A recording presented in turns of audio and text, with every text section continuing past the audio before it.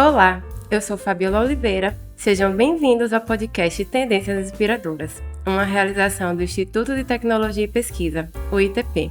Neste terceiro episódio, teremos como tema micropoluentes emergentes. Para este assunto, convidamos a professora doutora Eliane Bezerra Cavalcante, graduação em Engenharia Química pela Universidade Federal da Paraíba, mestrado em Engenharia Química pela Universidade Federal da Paraíba, doutorado em Engenharia Eletroquímica e University de Rennes, pesquisadora do Instituto de Tecnologia e Pesquisa no Laboratório de Tratamento de Resíduos e Efluentes e docente permanente do Programa de Pós-Graduação em Engenharia de Processos da Universidade Tiradentes. Também convidamos o professor Dr. Álvaro Silva Lima, graduado em Engenharia Química pela Universidade Federal de Sergipe, mestrado em Engenharia de Alimentos pela Universidade Federal de Campinas, doutorado em Engenharia de Alimentos pela Universidade Estadual de Campinas, pesquisador do Instituto de Tecnologia e Pesquisa no Laboratório de Pesquisa em Alimentos e coordenador da pós-graduação Stricto Sensu na Universidade Tiradentes. E também convidamos a professora doutora Maria Nogueira Marques, graduada em Ciências com habilitação em Química, Faculdade Oswaldo Cruz, mestrado em Tecnologia Nuclear pelo Instituto de Pesquisas Energéticas e Nucleares e doutorado em Tecnologia Nuclear pelo Instituto de Pesquisas Energéticas e Nucleares, pesquisadora do Instituto de Tecnologia e Pesquisa no Laboratório de Produtos Naturais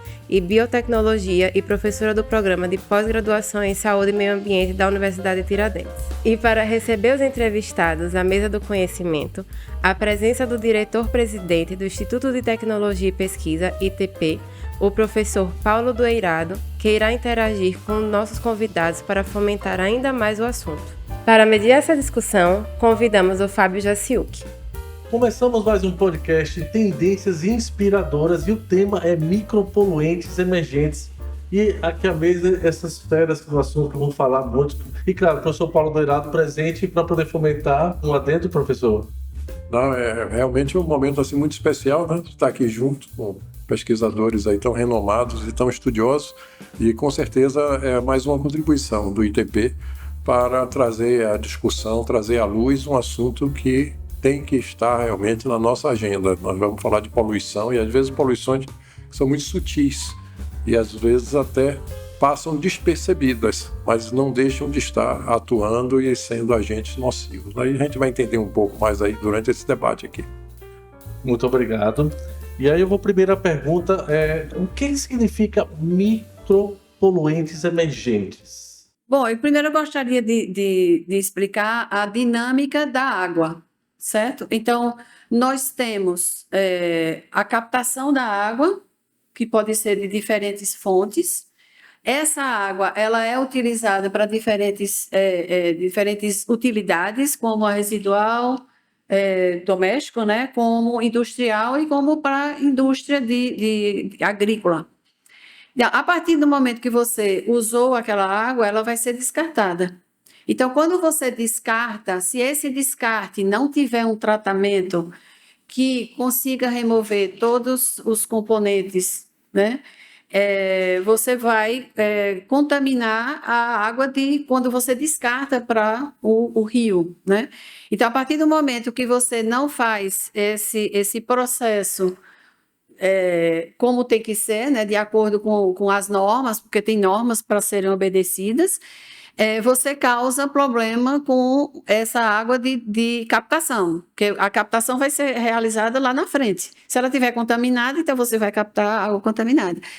E assim sucessivamente. Então, com o aumento da população, o aumento populacional, com o aumento da demanda e com a dificuldade de fazer o acompanhamento, começou a ter um problema desses poluentes que hoje não estão dentro das normas, eles não fazem parte, alguns não fazem parte, e aí você tem um problema realmente de contaminação, esses micropoluentes, o micro pela questão da quantidade, ser em 10 a menos 6, 10 a menos 6 a 10 a menos 9 gramas por litro, né? Esse é o quantitativo do micropoluente.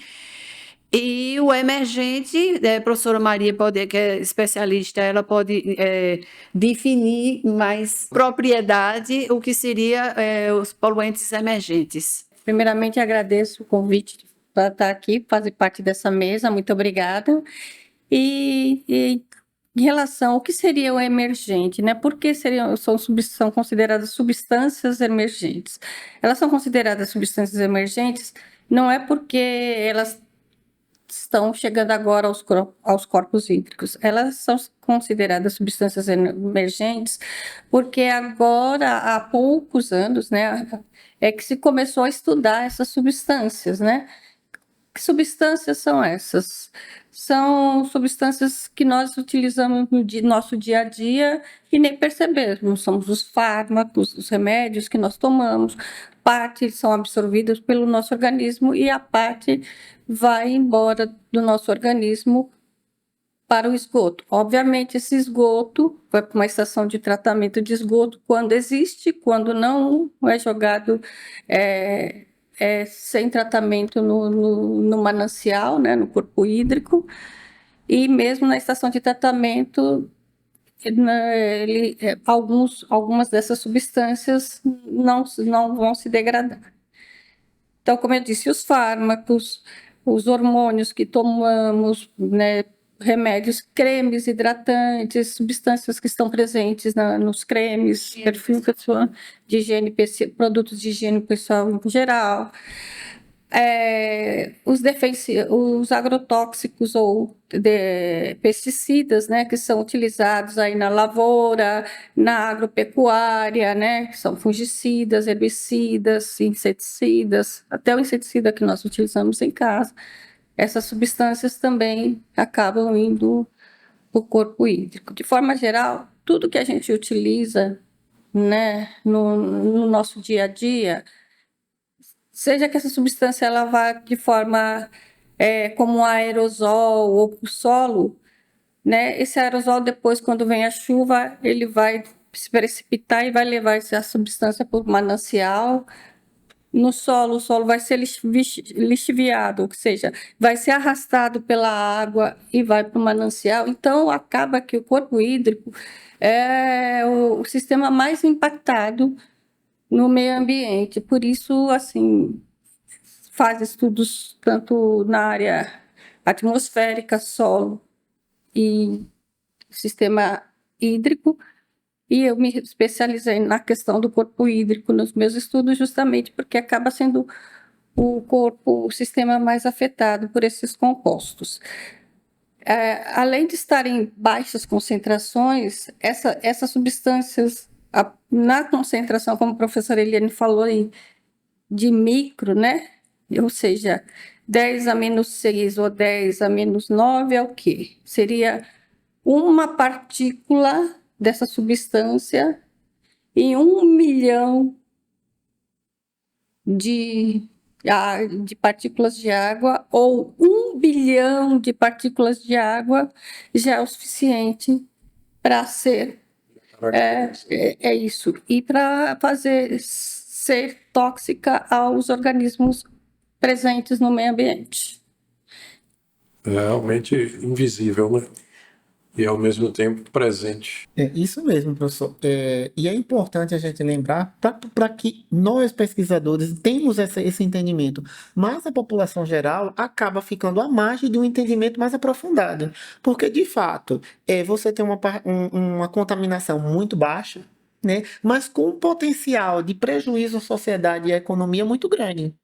Porque você não a vê, é difícil de ser detectada, é complicada de ser tratada, porque o tratamento convencional ele não vai conseguir fazer um tratamento tão eficiente. O tratamento biológico muitas vezes não vai conseguir ter uma depuração desses micropoluentes, e esse micropoluente que ocorre de uma ação antrópica, ou seja, da ação do homem sobre o ambiente, quer seja pela aplicação de pesticida, da utilização de fármacos, que é importante, nós não vamos deixar de ter a utilização dos fármacos, que vão ser eliminados pelos os excrementos que as pessoas fazem e que chega ao tratamento de efluente e, consequentemente, chega ao corpo d'água. Importante também lembrar que ela pode estar presente no ar, ela pode estar presente no solo, e também ela pode não ser de uma ação antrópica no sentido de uma utilização de um medicamento, mas pode ser daquilo, como a professora Maria falou, de um hormônio que também você produz e que você lança no corpo d'água. E isso impacta a agricultura, impacta a economia, impacta a qualidade de água que chega nas torneiras de cada um. Então é muito importante esse entendimento. Então, professor, eu gostaria de fazer uma pergunta aqui, uma certa curiosidade. Porque quando a gente fala em poluição de uma maneira assim clássica, a gente pensa muito em monóxido de carbono, aquela poluição que sai da fumaça diretamente da chaminé de uma fábrica, né? Então eu acho que o senso comum, a visão popular de poluição está muito preso a isso. Só que a poluição, pelo que eu estou entendendo, cada vez ela se torna também mais complexa. À medida que a indústria evolui, né, principalmente a indústria química, vai se criando novos poluentes e novas possibilidades de degradação ambiental, né, mais complexa, mais sutis, que merece estudos novos, né? Então é aquela coisa, né, do cachorro correndo atrás do rabo. Então a gente vai ficar aí sempre buscando soluções à medida que nós mesmos evoluímos no sentido industrial. É aquela visão escoteira, né? Que você chega num corpo d'água e toma aquela água porque eu estou na natureza, ela não tem nada. Não é bem assim. O que é que está atrás daquele momento que você captou aquela água e tomou?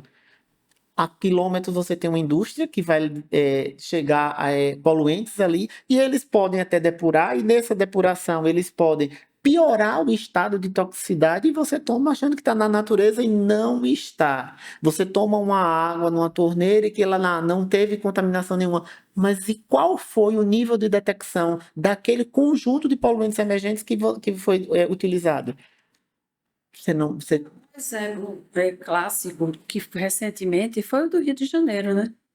Então você tem um rio que abastece, que a captação da água para o Rio de Janeiro é feita naquele rio, e o que aconteceu com o tempo, aquele rio deixou de ter água que inicialmente tinha aquela qualidade, e a poluição dele estava tão grande que a estação de tratamento de água não foi suficiente para dentro das normas de potabilidade. que o projeto foi feito para uma outra O projeto situação. foi feito para uma água Sim. que tem uma qualidade. Antigamente tinha, né? Então, o que aconteceu antes desse rio? Começou a ter vários descartes de cidades, Sim. de indústrias. Então, você chega numa condição tal que a estação... Então, você viu o problema do rio, que aconteceu, né? As pessoas com cheiro estavam passando mal, né? Então, a detecção feita pelos pesquisadores da universidade lá no Rio é que eles detectaram, não é água mais, é esgoto. Nossa Senhora. Mas aí a gente imagina então que vamos dizer assim, nem toda condição de tratamento de água é capaz de resolver o problema da água hoje. E micropoluentes muito pior. Porque assim, a gente quando traz esse exemplo, a gente está tratando ainda dos poluentes mais macro que está ali. E os micropoluentes, não. A maioria deles não consegue, com tratamento convencional e um tratamento físico-químico com um tratamento biológico, você chegar a uma depuração dele. Certo. Então é muito mais complexo do que nós temos no nosso dia a dia e do condição de tratamento. O que se faz é você acrescentar novos processos. Sim. Processos em que tem a eficiência de degradar, né, de reduzir, quebrar a molécula, para que ela se torne, ou ela tenha total mineralização, que ela chegue a CO2, né, e sais e água, ou você reduza ela para que o processo biológico ele consiga fazer o processo de degradação daqueles compostos, daquelas moléculas já com menores, né, que possíveis de ser moléculas biodegradáveis, né? Então já existe então, e você tem que fazer todo um levantamento do que é que gera no processo de degradação para que não tenha toxicidade também no meio. Exatamente sobre isso a nossa pergunta. E como é que está sendo o processo regulatório para esses micropoluentes no Brasil e no mundo? De forma, como é que está? Professora Maria. Bom, antes eu gostaria de falar, né, dessa pergunta, só complementar o que a professora Eliane falou, que a importância de se detectar essas substâncias nessas concentrações micro é porque a gente, muitas vezes, quando a gente trabalha com essas questões de poluição, a gente pensa no homem como o produto final, mas a gente tem que pensar no meio ambiente. E os organismos, né, do meio ambiente, né, a flora, a fauna, às vezes elas são muito mais sensíveis a essa substância do que nós.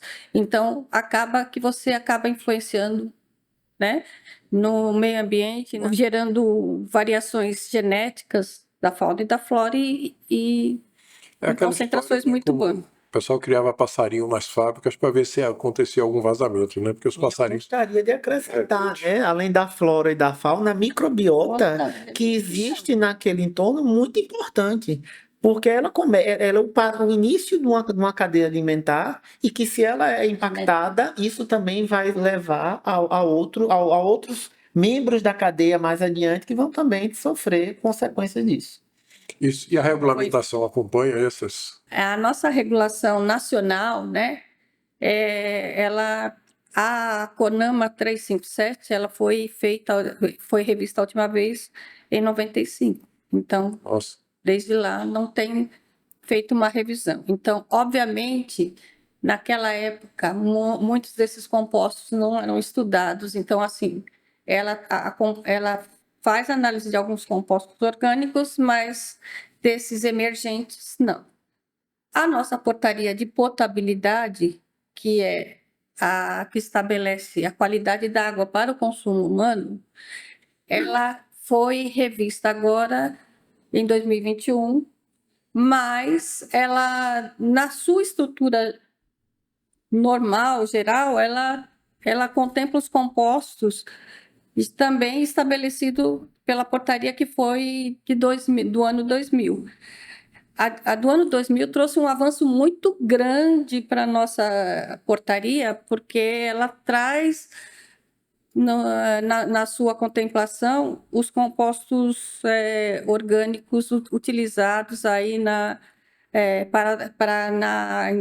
agroindústria, né? Os agroquímicos, né? Pesticidas, fungicidas e outros. Mas esses emergentes ela ainda não traz. Então, no Brasil, a nossa portaria, existe muitos estudos aí já levantando quais seriam as substâncias que deveriam ser regulamentadas, mas a nossa portaria não contempla. eu imagino, né, que esse é de 95, né, professor?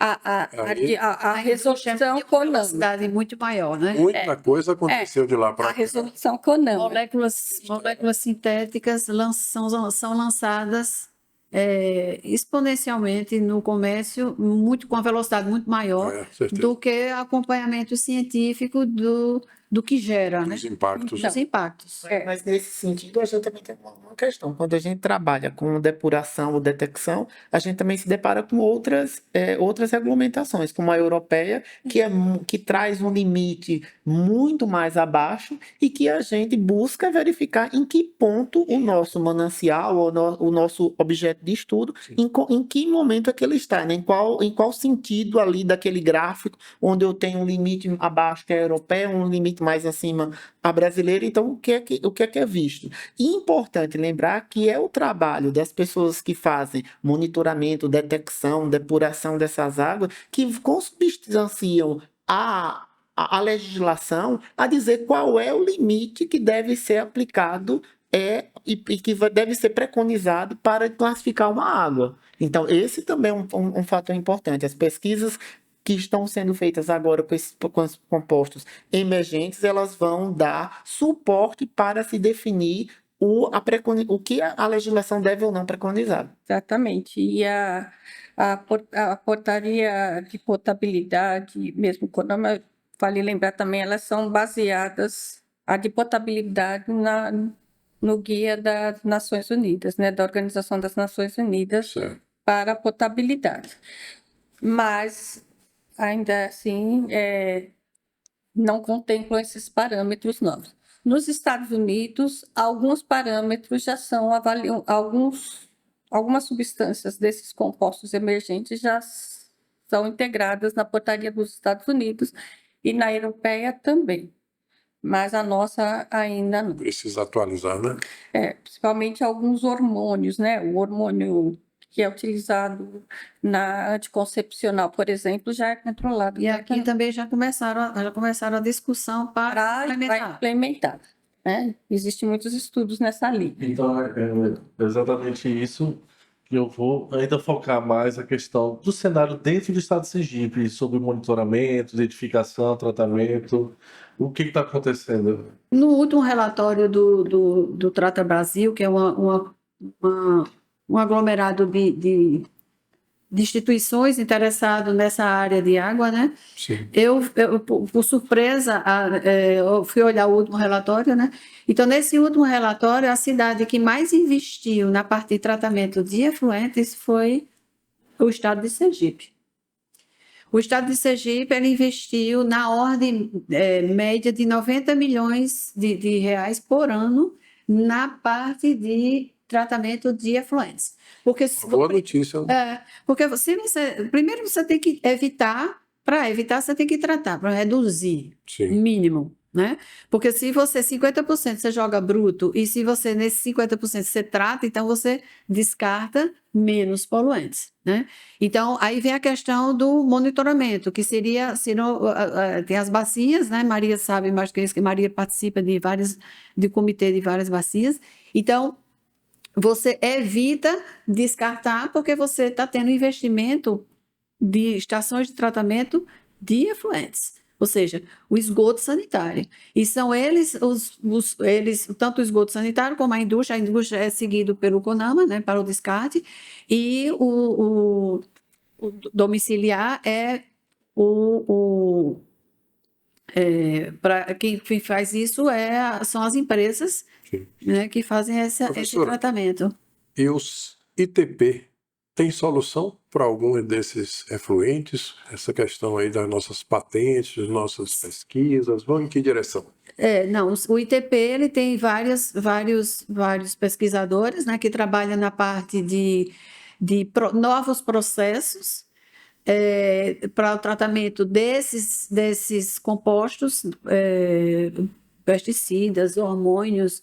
Então, tem processos, né? Também tem processos como tanto o processo de tratamento como o processo de detecção, que é cada vez necessário, né, para você ter uma boa eficiência, né? Então, essa equipe, né, ela trabalha com processos oxidativos avançados, para a possibilidade de degradação desses compostos e redução dessa carga orgânica com uma carga de emergentes, né? Micropoluentes emergentes. Nós temos invento, temos patente nessa área? Temos patentes nessa área, sim. Temos patentes tanto em processo como projetos de reatores, né? Projetos de materiais, né? Tanto catalítico como eletrocatalítico. Então, tem essa pesquisa, assim, porque cada molécula ela tem sua especificidade. Sim.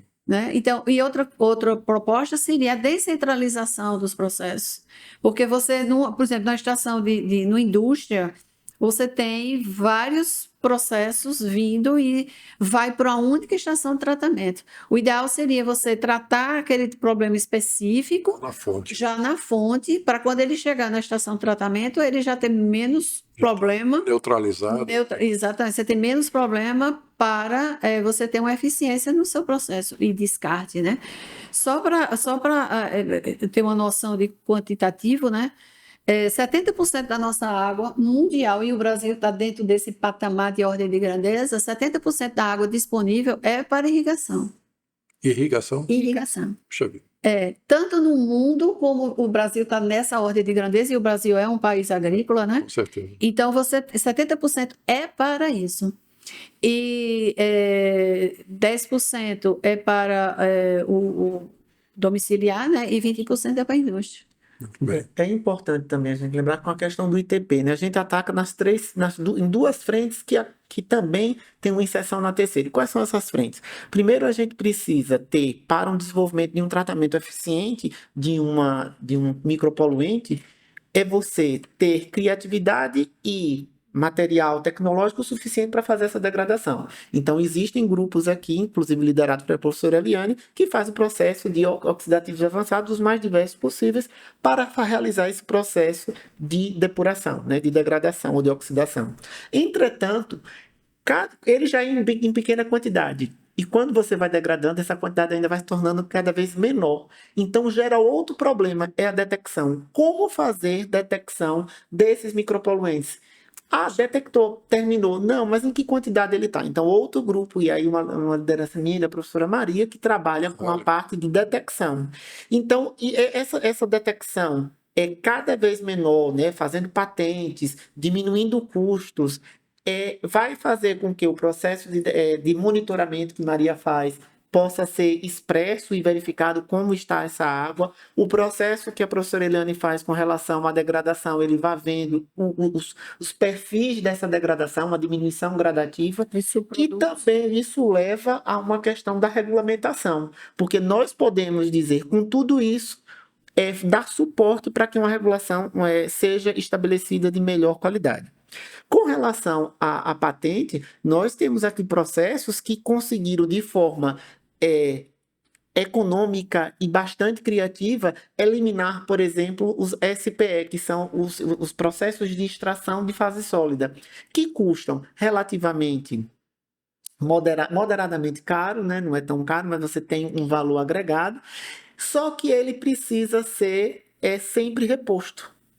E nós aqui conseguimos fazer um processo onde nós tínhamos a utilização de um sistema diferenciado e utilizando açúcares comerciais, aquele mesmo açúcar que nós temos na nossa cozinha, e baratear o custo de $1 para 2 centavos. Poxa. Pela utilização disso. Isso gerou uma patente, e esses processos todos de oxidação, de monitoramento e detecção, eles também são transformados em patentes ou artigos científicos que são lançados para que toda a comunidade científica e, consequentemente, órgãos de governo possam se usufruir desses dados de grande relevância para essas questões. Então, o ITP está, sim, sempre à frente e buscando processos tecnológicos, criativos, com tecnologia de ponta, para fazer tudo isso, a detecção, a degradação e o monitoramento. E viáveis economicamente. Sim, principalmente. Com esse viés. Então vamos a uma pequena pausa, retornamos já. O podcast Tendências Inspiradoras é uma realização do Instituto de Tecnologia e Pesquisa, o ITP. Quer saber mais sobre o nosso instituto? Acesse o nosso site itp.org.br e acesse as nossas redes sociais, @ITP_Grupo Tiradentes e YouTube Instituto de Tecnologia e Pesquisa. E o nosso podcast está no Spotify. Siga a nossa página.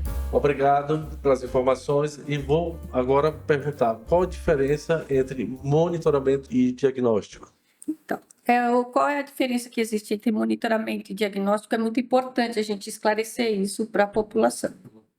Por exemplo, porque uma pesquisa, normalmente, ela não vai fazer um monitoramento, ela vai fazer um diagnóstico, ela vai estudar. Quando eu vou estudar um manancial, né?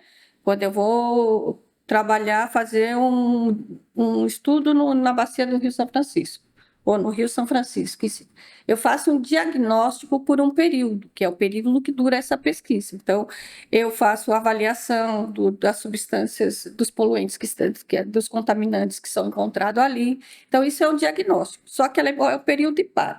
O monitoramento, ele é uma coisa constante. Então, ele tem que ser feito, normalmente, pelo Estado, né? Ou a indústria, quando ela libera seus rejeitos no corpo hídrico, a legislação exige que ela faça um monitoramento desse corpo hídrico, né? Então, isso é o monitoramento.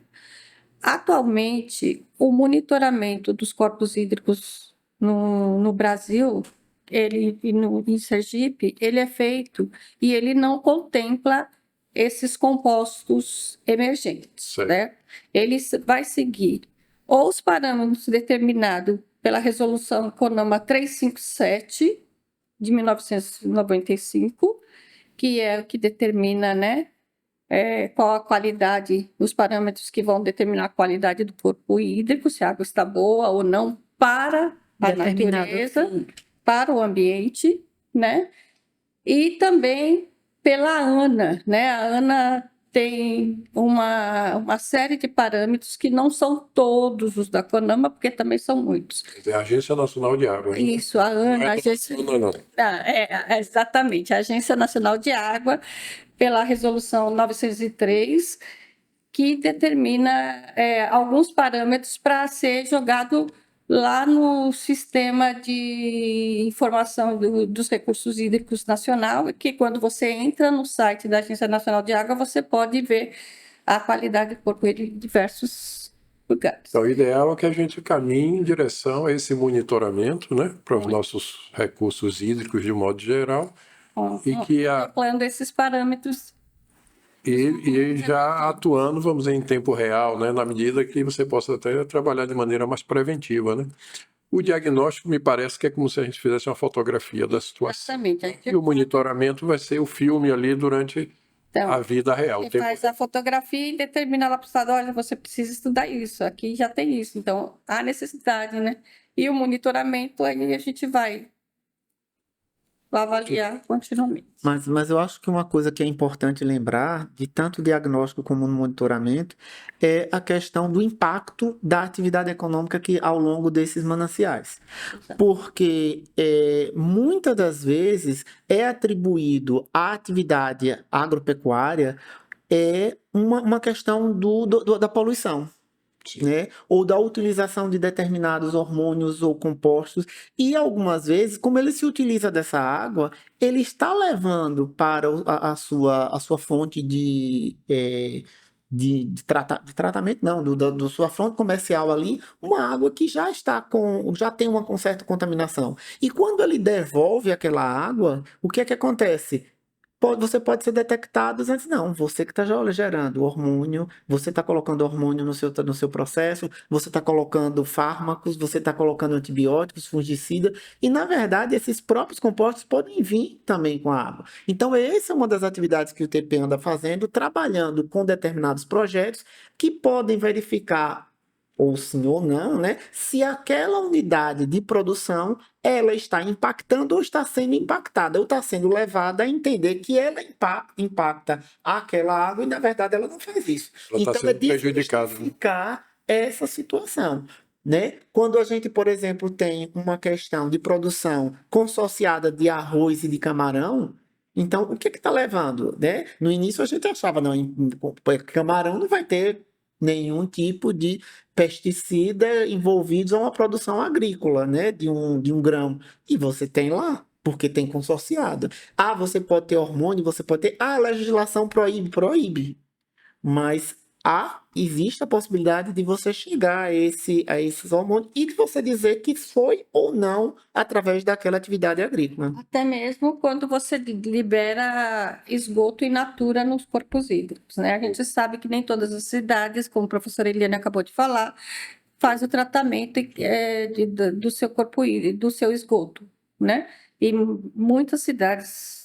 Eu trabalho com monitoramento, com diagnóstico normalmente a gente sempre procura olhar aonde tem lançamento de esgoto in natura, sem tratamento, para a gente pegar montante, a jusante, né? E vai fazer parte dos nossos pontos de coleta justamente para avaliar isso. E é nítido o impacto do orçamento. Mas também é outra questão assim, né? O micropoluente emergente, ele tem uma crescente, mas ainda é muito difícil. Então, eu não acredito ainda que nós estamos ao ponto de ter processos oxidativos e processos que consigam fazer essa depuração ao nosso longo nas nossas cidades. Porque ainda é preciso estudo, né? Não é fácil de você dizer qual é o procedimento, né? E a professora Eliane que trabalha com a parte do tratamento, né? Da depuração, da degradação oxidativa. Não é fácil você dizer que vai fazer uma degradação de um micropoluente emergente e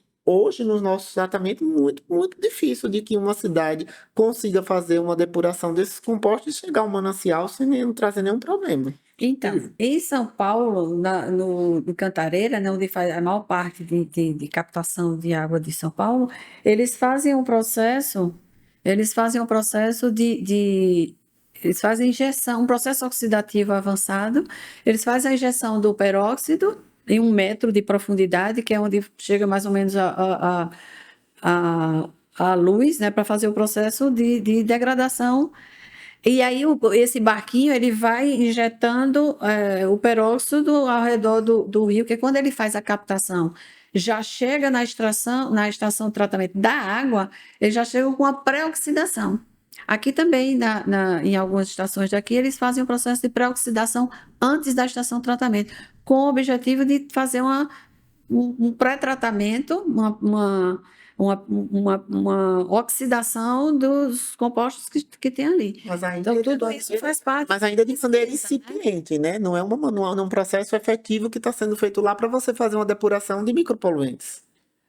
Ou já com uma quantidade assim de eliminação grande? Então, mas a questão é que você fazer uma redução. O que precisa é uma especificação do que é que tem ali. Então, na realidade, você precisa especificar o que é que tem ali e o resultado daquela pré-oxidação, o que é que dá. E se você vai ter esses compostos que tinha inicialmente, se você dá saída, você vai ter, né?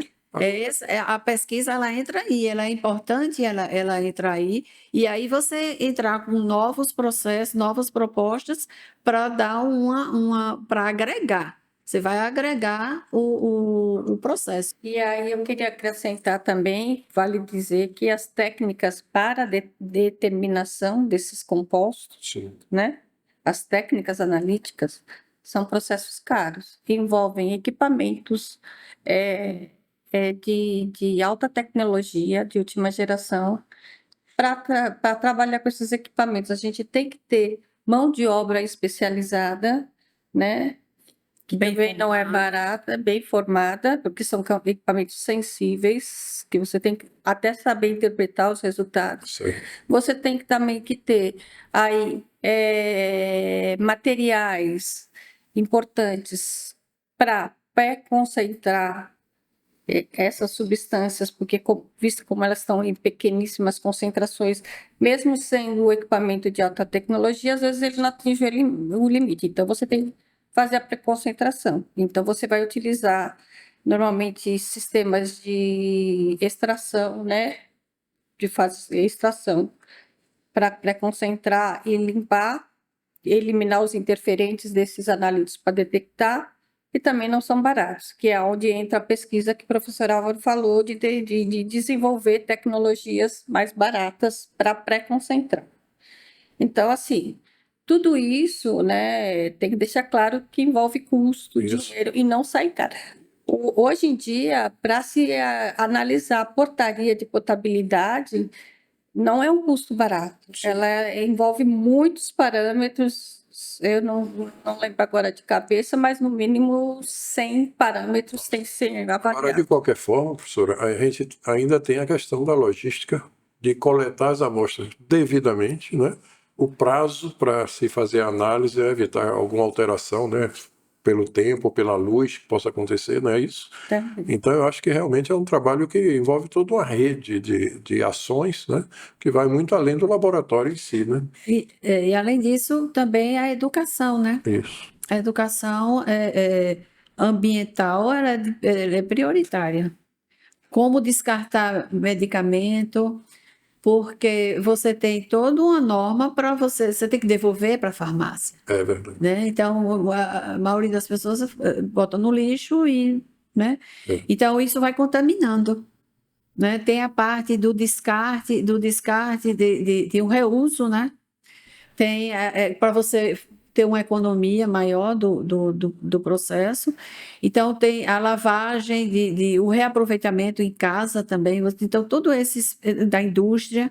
Então, a necessidade faz com que a indústria reutilize, né? Que a gente viu esse problema também em São Paulo, na época do problema hídrico que nós tivemos, né? Então, assim, há tecnologias, há processos que podem ser utilizados e também a necessidade da educação ambiental, né? Eu queria destacar uma questão com relação a essa produção desse conhecimento, né? Porque nós estamos falando em detecção, estamos falando em diagnóstico, monitoramento, processos dos mais diferentes para fazer degradação desses micropoluentes, mas quem faz, né? Nós temos aqui no ITP, né, todo um conjunto de pesquisadores, né, que atuam na área da educação, mas a gente também tem, como a gente diz assim, uma molecada que vem aí com muito boa vontade, que são os alunos de mestrado, de doutorado, iniciação científica. Então você tem alunos que já estão na pós-graduação, na graduação, a gente também traz alunos do ensino médio, e esse ecossistema todo, né, sendo trabalhado para produzir profissionais que entendam esse processo e que possam levar depois o desenvolvimento dele para a indústria, para o poder público e fazer, sim, de fato, né, realizar um monitoramento, um diagnóstico, uma pesquisa e uma depuração desses micropoluentes. Então, é esse ecossistema que a gente está falando aqui, né, de pesquisadores e profissionais e estudantes dos mais variados momentos de carreira, né, e de estudo, que atuam para fazer isso, porque sem eles a gente teria uma... Professor, aí o senhor está trazendo já uma visão de oportunidade também, não é? Sim. Recomendaria que um aluno ou um jovem ingressasse na carreira voltado para o combate à poluição, para as questões ambientais? Você vê isso como um grande espaço, né, de trabalho, de vida econômica, de desenvolvimento pessoal, profissional? Então, o que nós temos hoje, né, são vários profissionais que podem atuar numa área de desenvolvimento como essa que nós estamos falando, de um assunto que é a questão de micropoluente, né? Isso também vai se aplicar para qualquer outro, mas é muito multidisciplinar. Sim. Não é simplesmente disciplinar. A grosso modo, eu pensaria, quando a gente fala, sabe, de engenharia e de processo, a gente pensaria na engenharia ambiental. Mas existem outras engenharias que também atuam nisso. A engenharia química, a engenharia ambiental, toda a parte de mecânica, desenvolvimento de maquinário, a engenharia mecânica. Sim.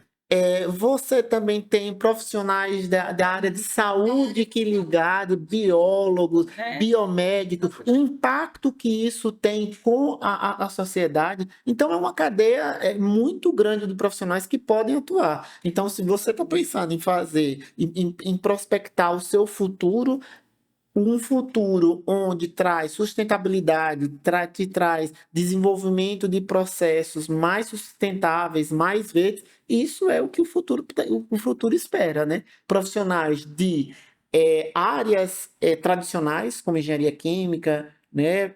A engenharia ambiental, porque ela vem, né, da confluência lá, né, engenharia civil, a medicina. Então, essas são as áreas duras. Mas os profissionais que se utilizam do conhecimento dessas áreas duras para outro tipo de procedimento e de borrar essa fronteira, né, que existe entre a engenharia e a saúde, né, quando você borra essa fronteira e essa fronteira não é clara, aí sim está a oportunidade do profissional do futuro. Né? É como eu consigo enxergar o profissional do futuro, onde ele borra as fronteiras e ele atua ali. Interdisciplinaridade. Isso. A interdisciplinaridade dos programas, né? Do trabalho do programa de saúde e ambiente, da parte de engenharia, de todos os programas. E nós estamos já no final do podcast. Vamos entrar que é um assunto que dá para debater muito tempo, é muito interessante. E eu gostaria das considerações finais, doutora Maria. Poderia falar a respeito sobre o que você gostaria de falar dessas considerações finais? Eu acho que, assim, para essas considerações, eu acho que tem que ficar clara aqui a importância da pesquisa, né? Para a comunidade como um todo, né? Então, é importante a gente estar aqui conversando e fazer essa interação, pesquisa e comunidade, para que a comunidade, que a população saiba o que está sendo desenvolvido aqui na instituição, não só a nossa comunidade acadêmica, os alunos, mas também a sociedade em si, de forma geral, né? Os programas que a gente tem, o que está sendo desenvolvido aqui na nossa pesquisa, e como isso vai contribuir direto, e como esses projetos, essas pesquisas contribuem diretamente, né? Para a sociedade, para o bem-estar e melhoria da sociedade como um todo. Muito obrigado. Professora Eliane, as suas considerações finais. De um apelo às entidades reguladoras, própria gestão pública, e que nos procurem e façam parceria, que a gente tem mais a que agregar nos projetos, na classificação, qualificação dessas águas, né? Maria mesmo teve um projeto aprovado, né, com a bacia. Então, a gente já teve um trabalho de projeto com a bacia do Japaratuba. Então, a questão é, você começa, então você passa 2 anos, o projeto desenvolve e aí para. Não, então, se tivesse uma parceria, uma continuidade com as próprias instituições locais, né, responsáveis por isso, porque precisa de uma demanda grande de especialistas, né, de fomento. Então, assim, que estamos aqui para trabalhar, nós temos pessoal qualificado e que podemos contribuir com essa qualificação, né, não só qualificação, mas também da qualidade, né, de informações que a gente pode agregar. Muito obrigado. Professor Dr. Álvaro, as suas considerações. Eu gostaria de fazer um convite, né? Aqueles que se interessaram por esse tema, de vir conhecer os nossos laboratórios. A gente trabalha sempre em conjunto. Eu entendo que a gente não esgota um assunto, mas que possam vir ver o que nós fazemos, quais são os caminhos, quais são os desafios tecnológicos que a gente tem, quais são os encurtamentos que nós pretendemos fazer para que essa questão seja mais bem vista ou a trazer algumas soluções, né, de diversas maneiras. Então, os laboratórios, né, que se alguém tem interesse em fazer estudos continuados, nós temos programas de mestrados e doutorados, né, em engenharia de processos, em saúde e ambiente, em biotecnologia industrial, e dizer que a regulação também ela perpassa pelos direitos humanos, a educação no sentido maior, né? Nós temos também programa de educação, então eu faço um convite a todos aqueles que gostaram desse tema que possam vir nos conhecer, e a gente adora conhecer gente e dizer o que é que nós fazemos. Muito obrigado. Dr. Paulo, por favor, as considerações finais. Então, eu acho que o pessoal finalizou aqui de uma maneira assim, muito bacana, gloriosa até. E o que eu reforço é que o ITP vem fazendo trabalho de vanguarda, trabalho realmente que está à frente, vamos dizer assim, né? Inclusive para dar suporte, dar sugestões, para mostrar tendências para as políticas públicas, né? Então a gente consegue, através da pesquisa, através da ciência, descobrir, por exemplo, lacunas onde a lei, a norma não está atingindo, mas que já são agentes, já são realidades que estão acontecendo, né, no mundo e para o ser humano, para o meio ambiente. Então, são formas de estar contribuindo para aprimorar, né, todo esse regimento legal e políticas públicas para melhorar a qualidade de vida. Então, quando a gente faz ciência aqui, é a ciência sempre visando humanizar, trazer condições melhores para o desenvolvimento, né, de todos, inclusive o ambiente de uma maneira geral. Então, eu citaria ainda a questão da Agenda 2030, né, dos ODS, e tudo, que é uma coisa que está no nosso dia a dia aqui, pela maneira como nós trabalhamos, né? Se formos olhar aqueles 17 componentes, né, das ODS, a gente vai ver que o ITP está presente realmente em muitos deles e de uma maneira muito proativa. Eu fico feliz de estar aqui, agradeço a participação de todos, eu acho um momento sempre rico aqui de discussão e de estar sensibilizando os nossos alunos da graduação, os alunos do ensino médio, todos aqueles a entenderem mais de ciência, de tecnologia, de oportunidades que através do estudo e da pesquisa podemos encontrar soluções maravilhosas para o mundo e para a própria carreira profissional também. Muito obrigado pelas palavras, muito obrigado pela presença de todos. É com você. O podcast Tendências Inspiradoras é uma realização do Instituto de Tecnologia e Pesquisa, o ITP. Quer saber mais sobre o nosso instituto? Acesse o nosso site itp.org.br e acesse as nossas redes sociais, @ITP_Grupo Tiradentes e YouTube Instituto de Tecnologia e Pesquisa. E o nosso podcast está no Spotify. Siga a nossa página. Obrigada por nos assistir e até a próxima!